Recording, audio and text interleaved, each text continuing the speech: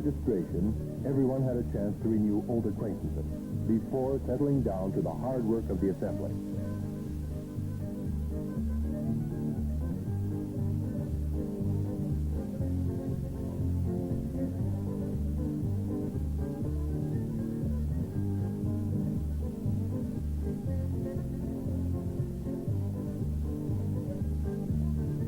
During the first day, the Assembly reviewed the Constitution and bylaws, made recommendations for change, asked questions, and generally discussed the business of the association. If you wish to break at 6 o'clock, this is your wish, and we could continue with the report tomorrow and go into Constitution bylaws and the other things tomorrow. But I believe that, sorry about that, Mike, I believe that was a motion that we go through this. Is that right? If we have enough time. Go ahead, number 3. Yes, it was generally that, but I think the Assembly here wouldn't mind perhaps sitting a few minutes longer than 6, because it is a very important issue. Of the Assembly here are very interested, and I believe we should go on and hear the Executive Director's report. Very good. I would like to make a motion to adopt the minutes as the financial statement as read. Thank you very much. Your name, please? I'll second that motion. Motion was seconded by Russell White. There's a motion made to accept the financial statement. Any more discussion on the motion? Mike, number 2. But would it be possible for you to give us a breakdown within a month and send it to all the local presidents so they can notify their people at their next monthly meeting of state Schedule 1, Page 1, where the money went for the expense of the executive director? Yes, I'll do that for you. Thank you. All those in favor of the motion, raise your hand. All those opposed? Carried. The night before elections, a special social evening was held to lighten the load of the long day at the conference. Blake Emmons and his musicians entertained the audience with good old-fashioned foot-stomping, hand-clapping, swing-your-partners music.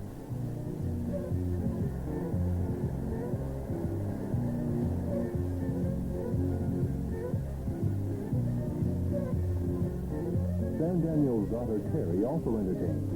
The audience was more than just a little enthusiastic.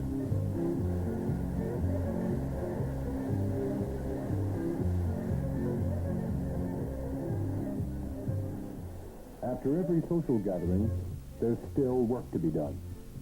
Not one to wait for the other guy to do it, Stan Daniels didn't seem to mind pitching in to get things in order.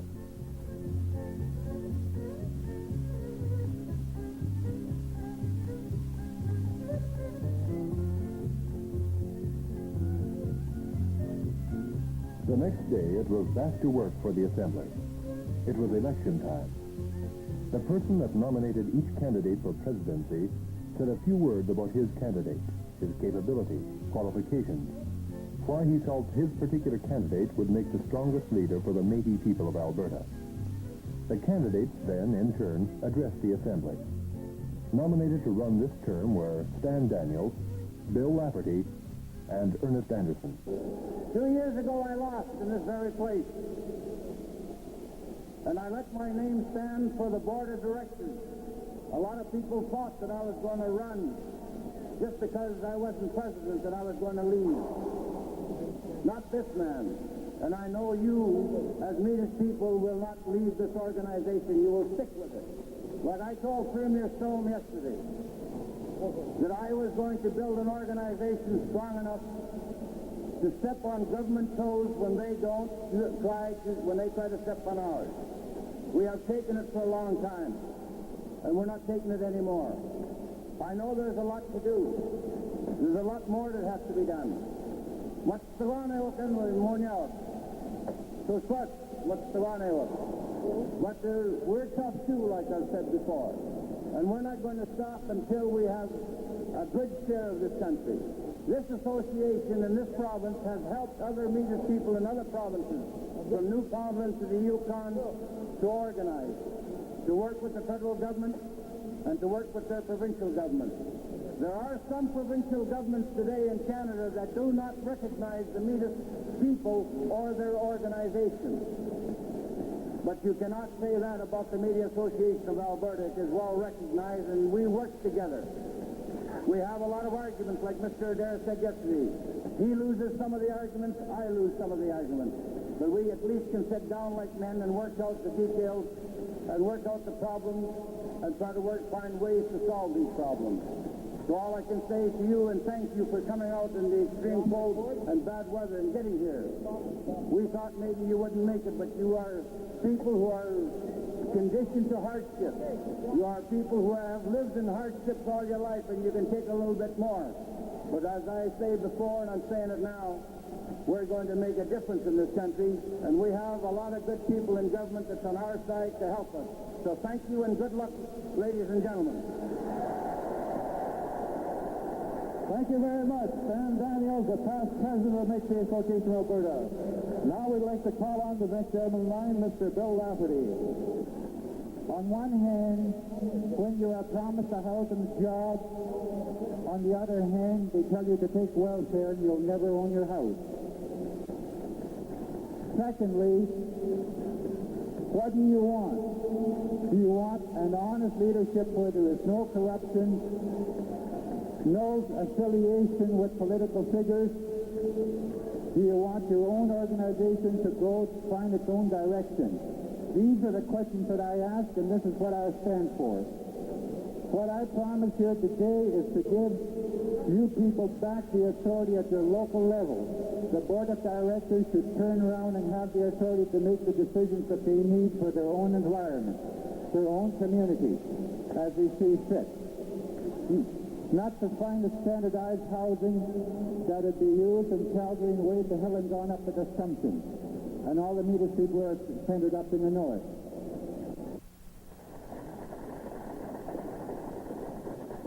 The only thing that I like to see done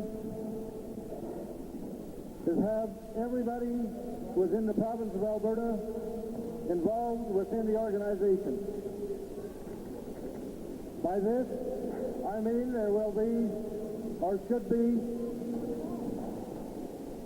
at least 2 board meetings held in each zone per year. There is no law stating that every board meeting has to be held in Edmonton.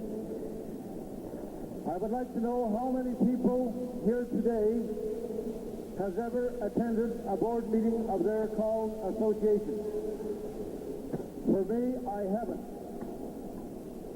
Once the board is elected for 1 year, that is it. You speak to one individually.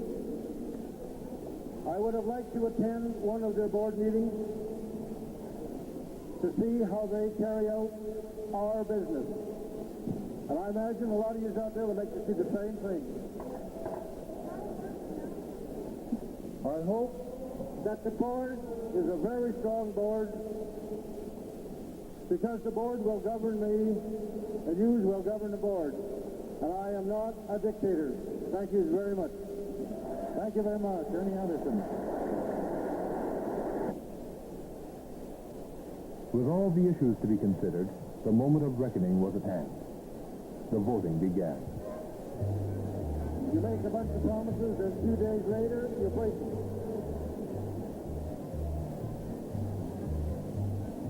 If anyone should be honored in this assembly here, it should be nobody else but Hugh Ariel, who was one of the greatest leaders of the Metis people. And that's what I stand for. My platform has always been for the betterment of the Metis people in the province of Alberta and all of Canada, because we are a member of the Native Council of Canada. Once the voting was completed, there was tension and expectation in the air as the scrutineers appointed by the candidates oversee the counting of the ballots. The music, dancing, and speeches are forgotten temporarily. And now, finally, the results of the voting for the president's post of the Metis Association of Alberta. The person who got 6% was a very, very good candidate in Phil Lafferty with 52 votes.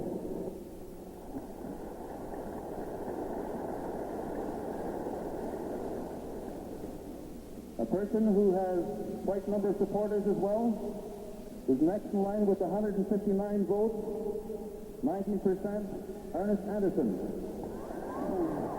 And your president of the Metis Association of Alberta with 75%, Stan Daniels. Ladies and gentlemen, Stan Daniels.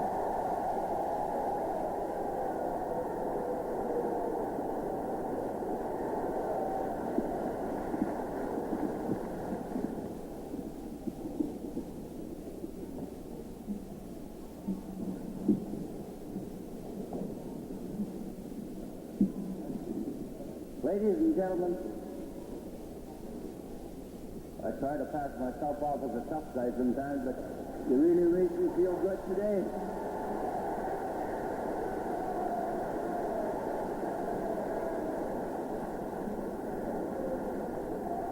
All I can say is it's wonderful to be a half-breed. Thank you very much for your confidence, and with your support, and the support of these two gentlemen that ran against me today, I invite them to come over to the office at any time as half-breeds. If they have something on their mind, at any time they want to come and see us as a board and want to sit down with us, any of you, the door is wide open and has always been wide open. The system we live in, the democratic system, is a tough system. It's a heartless system. It has no heart, but it's you people that will give it heart. Many a time I've gone home and said, to heck with it. But then I would think of the people that have the trust in me. And that gives me strength. Like I've said before, when I started out in 65 and 66, I was almost alone. But I am no longer alone, because you are here today to prove to the society that you are strong and that you back up your organization. That's the proof. Under extreme conditions, the rain we had, you're here. And that's what gives me the strength. And all I ask you is to choose wisely and well for the vice president and the board of directors, as you had done last year in Lac La Biche. So, ladies and gentlemen, thank you, and God bless you.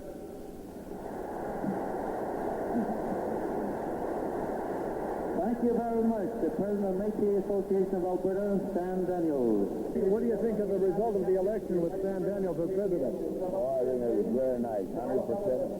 I think he's great. Why do you think he's great? He helps the people a lot. Do you think you'll vote for him again next year? I think so, he's Do running. you think he's going to do a good job? I think so. I am very pleased that we have such a capable president again at our helm. He's done a terrific job in the past, and I'm very happy that he's back here. This election was not won through one day's effort, but rather the involvement of many people over many years. And for Stan Daniels, a lifetime of involvement.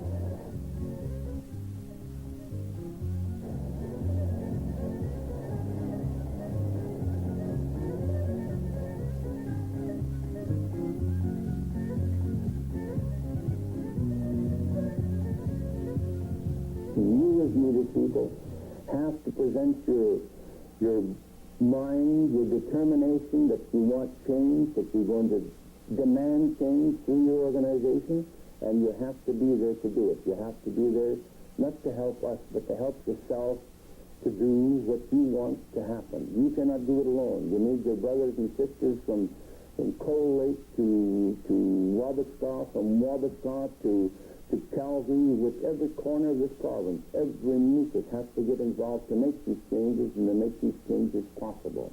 In attendance at the Metis Association Assembly was the Honorable Al Adair, Provincial Minister of Northern Development. The idea behind it is to provide a hot lunch, one meal a day that will provide 1/2 to 1/3 of the required nutrients of the day to these children.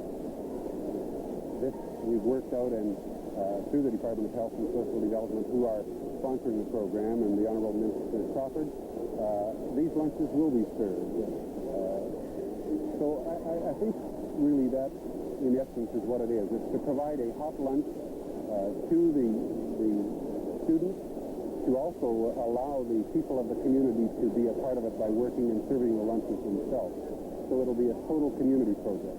The housing programs in this country have started, and it's only through your efforts by supporting your organization, and which you are, in a sense, supporting yourself when you do that. You are supporting yourself as a native, as a Metis, determined to make a change in this country for your future and your children.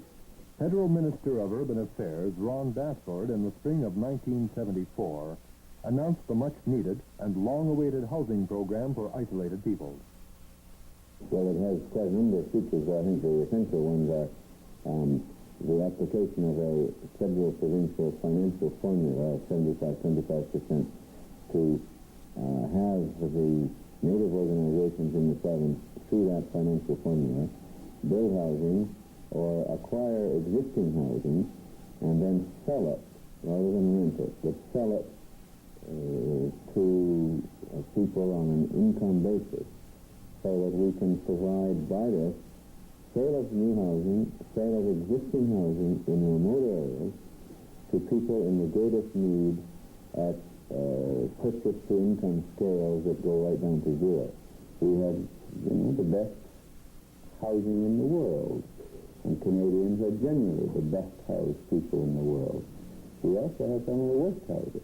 I was just going to say the majority of the Métis people in North.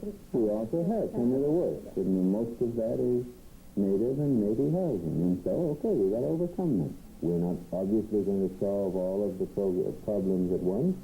Even the Alberta Native Association has set out a 5-year program to meet that need. I set out a 5-year program nationally in which our objective was to build in the next 5 years, build or rehabilitate 50,000 units of housing. But housing is only one element of the problem. Education is another, manpower is another, even transportation and communications are another. The program is designed in this province to go to the northern boundary. It will apply to the 10 provinces and the 2 territories. I am quite confident that I can meet, in terms of the federal budget, the objectives and the program of the Alberta Native Association in 1974. There's one point that I'm going to have to stress, and stress very strongly to every man, woman, and child in the province of Alberta. The parents, the youth, the teenagers. What we lack right now is education. We are behind a whole generation. So every effort is going to have to be made by every man, woman, and child to get educated, because we need university graduates, nurses, lawyers, engineers. That's only one part. We also need plumbers, electricians, to get into the social and economic development of this country. We have to do it ourselves, and the only way we can do it is to have the trades and the professions and the leadership to get the job done. So for the next 10 years, there's going to have to be a total, full, I cannot stress the point any stronger or too strongly. We've got to have that education. Right now we have a 98% dropout in high school. That has to stop.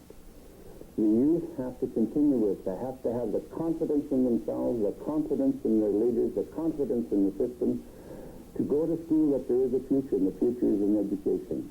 And I say again, we cannot stop for 1 minute. The full concentration and the future of the native people in this country is through the youth, and the youth have to be encouraged whichever way possible. It's the responsibility of the parents, it's the responsibility of every adult to encourage whenever possible way they can to keep the youth to continue going to school and to get their trades, to get their professions.